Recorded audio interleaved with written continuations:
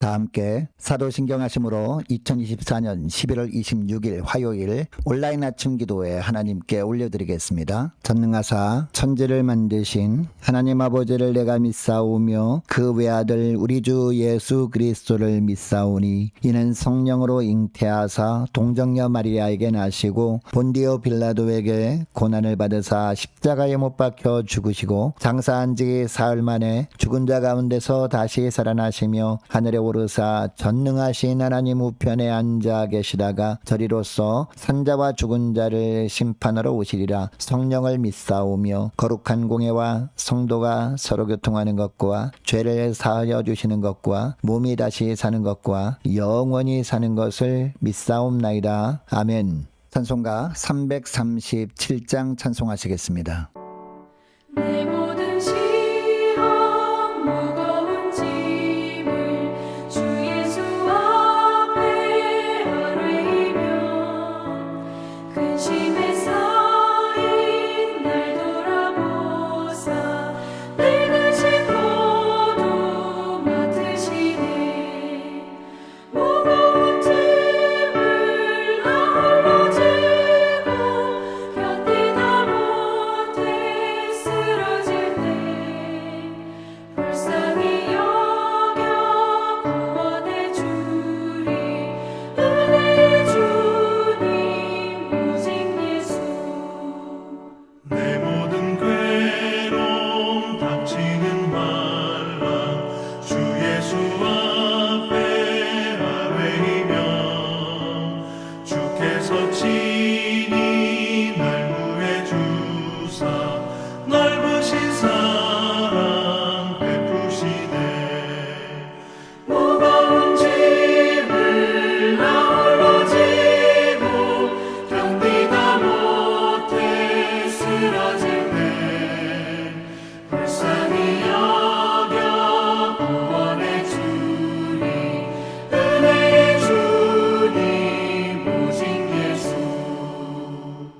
내 짐이 점점 무거워질 때 주 예수 앞에 아뢰이며 주께서 친히 날 구해 주사 내 대신 짐을 져주시네.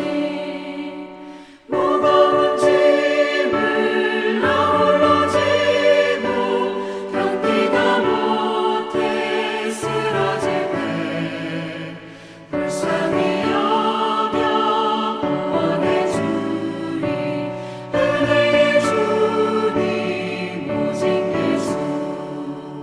마음의 시험 무서운 죄를 주 예수 앞에 아뢰이며 예수는 나의 능력이 되사 세상을 이길 힘 주시네. 무거운 짐을 나 홀로 지고 견디다 못해 쓰러질 때 불쌍히 여겨 구원해 주리. 은혜의 주님 오직 예수.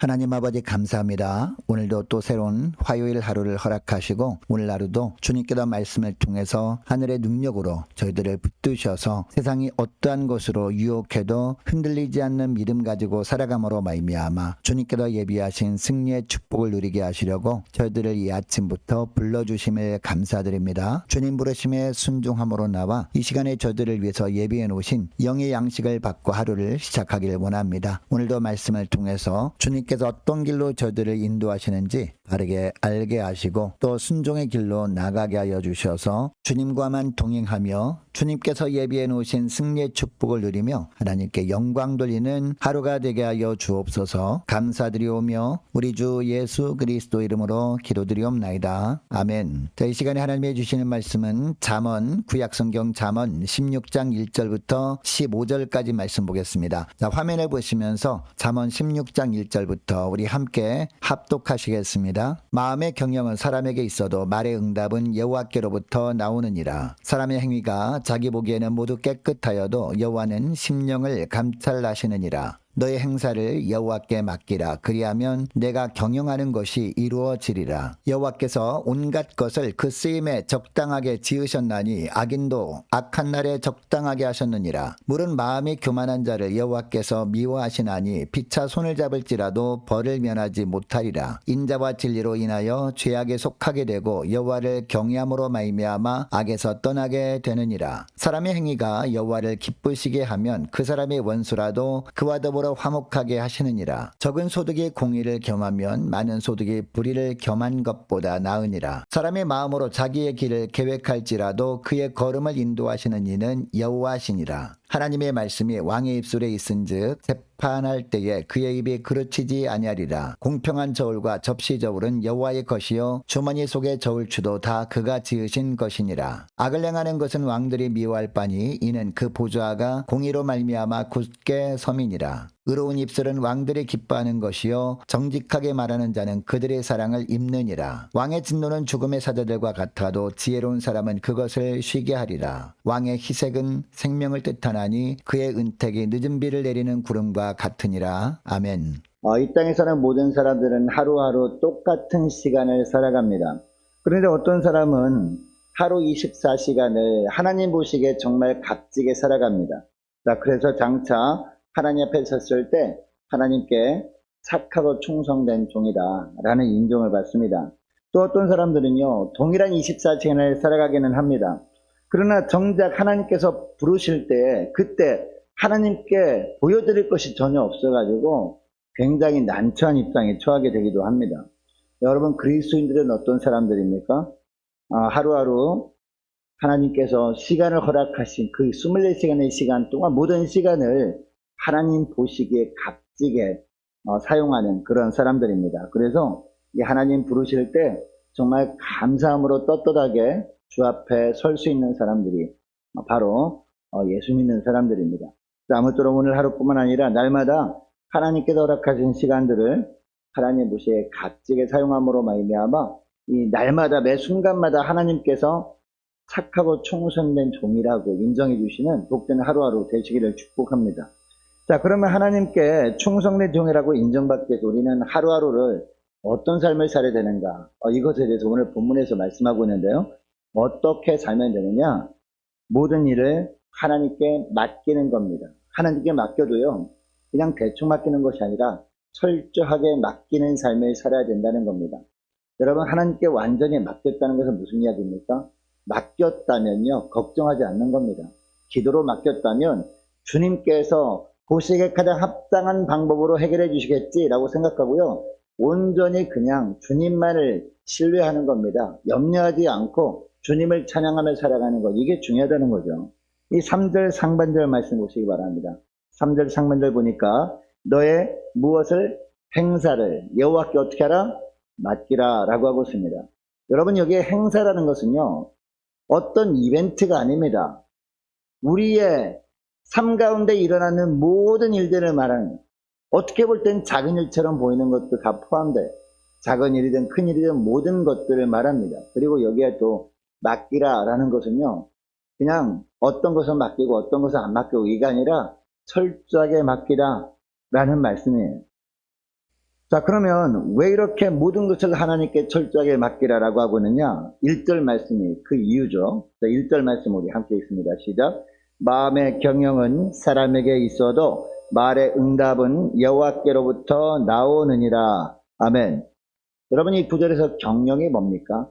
어떤 것을 운영하는 것을 말하는 것이 아니라 여기서 경영이라는 말은 깊이 생각하고 계획하는 모든 일들을 말하는 거예요. 자, 그러니까 성경에 나오는 경영이라는 단어는 어떤 장사를 하는 사람들, 장사하는 걸 의미하는 것이 아니라 이 땅에 있는 모든 사람들이 깊이 생각하고 계획하고 행하는 모든 일들을 말하는 것이다 라는 것을 알게 되는 것이죠. 자, 그리고 응답은 어떤 뜻이냐? 일이 되어지는 것이 바로 응답입니다. 그러니까 1절 말씀은 어떤 의미임을 알게 됩니까? 우리가 세밀하게 계획을 세우고 어떤 일을 한다 할지라도 우리가 하는 것이지만 그것들은 계획하고 일을 행할 때까지는 우리가 하는 것이지만 일이 되어지도록 하는 것은 누가 하는 것이다? 하나님께 달려있는 것이다. 바로 그런 말씀입니다. 그래서 우리는 크고 작은 일을 우리가 계획하고 행할 때 하나님께 맡기고 그 일을 행하는 것이 중요하다라는 말씀을 하고 있습니다. 그리고 2절에 보니까 다시 2절 보시기 바랍니다. 사람의 행위가 자기 보기에는 모두 깨끗하여도 여호와는 심령을 감찰하시느니라 라고 하고 있습니다. 사람의 행위가 자기 보기에는 모두 깨끗하여도 무슨 얘기입니까? 하나님께서 모든 일을 하나님께 맡기라라고 했는데 너는 하나님께 맡겼니? 라고 물어볼 때 있잖아요. 그러면 우리는 하나님께 다 맡겼습니다 라고 말할 수 있습니다. 우리 딴에는 다 맡겼다고 할 수 있단 말이에요. 그러나 하나님은요, 우리 마음의 중심을 다 보시는 분이라는 거죠. 마음속 중심까지 다 보셔가지고 하나님께 철저하게 다 맡겼는지 맡기지 않았는지 우리 주님은 다 아시는 분이다. 자, 그러니까 날마다 우리 심령을 살펴보아서 철저하게 맡겼는지 맡기지 않았는지 우리가 점검해보고 그러지 못한 부분이 있다면 날마다 매 순간마다 온전하게 주님께 맡기는 삶을 살아야 된다 라는 말씀을 하고 있어요. 그래야 하나님께서 도우심으로 말미암아 모든 일들이 하나님의 뜻대로 되어지는 것이다 라고 말씀하고 있어요. 자, 심지어 5절 말씀에도 보세요. 5절 말씀 보니까 하나님께 모든 일을 맡기지 않는 사람, 그리고 덜 맡긴 사람을 어떤 사람이라고 말씀하고 있습니까? 교만한 자다라고 하고 있습니다. 교만한 자가 어떤 사람이라고요? 하나님께 맡기라라고 하는 말씀은 들었음에도 불구하고 안 맡기는 사람을 하나님은 교만한 자라고 하는 거예요. 그리고 어떤 것은 맡기고 어떤 것은 안 맡기고 하는 사람, 덜 맡긴 사람, 이런 사람도 교만한 자라고 하십니다. 그러면서 이런 교만한 자를 하나님께서 어떻게 하신다고요? 미워하신다. 하나님께서 미워하셔서 벌을 면치 못하게 하신다 라고 말씀하고 있습니다. 그리고 6절 하반절 말씀도 보세요. 여호와를 경외하는 것을 어떤 것이라고 하고 있습니까? 철저하게 하나님께 맡기는 것을 다른 것이 아니라 여호와를 경외하는 것이다 라고 평가하고 있습니다. 또 이렇게 하는 것이 악에서 떠나는 비결이다 라고 말씀하고 있습니다. 여러분, 악에서 떠나는 비결이 뭐라고요? 하나님께 온전히 맡기는 거예요. 왜요? 하나님께 온전히 맡기지 아니하고 그 일을 내가 하려고 할 때 비로소 거기서부터 악이 싹트게 되는 거죠. 죄가 싹트게 되는 거예요. 하나님께서 모든 것을 다 주관하시려고 하는데 그 하나님께서 주관하신다고 말씀하심에도 불구하고 어떤 부분은 내가 하려고 하는 것 자체가 죄다라고 말씀하는 것 아니겠습니까?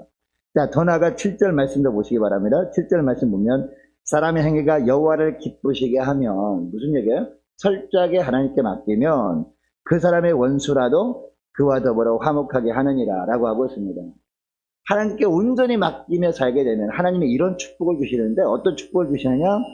원수라도요, 하나님께서 그의 마음을 움직이셔가지고 그와 불편한 관계에 있던 것들도 깨끗하게 정리해 주셔서 관계가 회복되게 하신다라고 말씀하고 있어요.